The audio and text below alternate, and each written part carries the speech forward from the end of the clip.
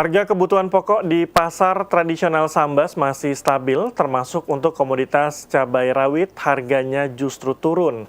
Dalam beberapa minggu ke depan diharapkan harga kebutuhan pokok tidak menunjukkan peningkatan yang signifikan.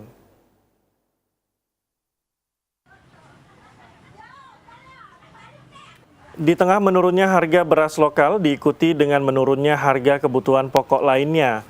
Sementara beberapa kebutuhan pokok cenderung stabil seperti bawang putih yang mencapai Rp36.000 per kilogram. Sementara bawang putih, sementara bawang merah berada di kisaran Rp32.000 per kilogram. PJS Bupati Sambas, Marlina, saat melakukan inspeksi mendadak ke Pasar Pagi Sambas mengatakan, dari hasil pantauan harga kebutuhan pokok rata-rata tidak mengalami kenaikan yang signifikan. Bahkan dari sejumlah kebutuhan pokok harganya cenderung turun.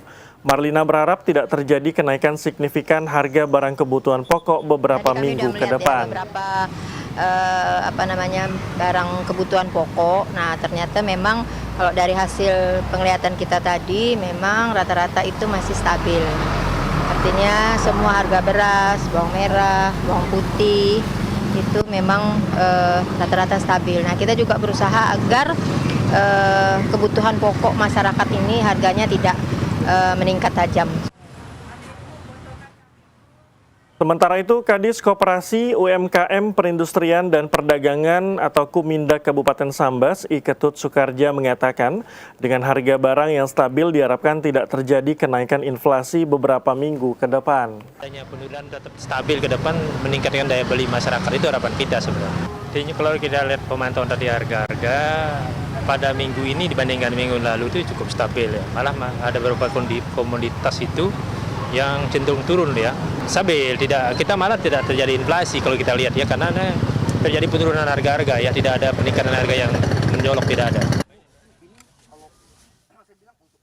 Kadis Kumindak I Ketut Soekardja mengatakan stabilnya harga ditunjukkan dengan menurunnya sejumlah komoditas tertentu.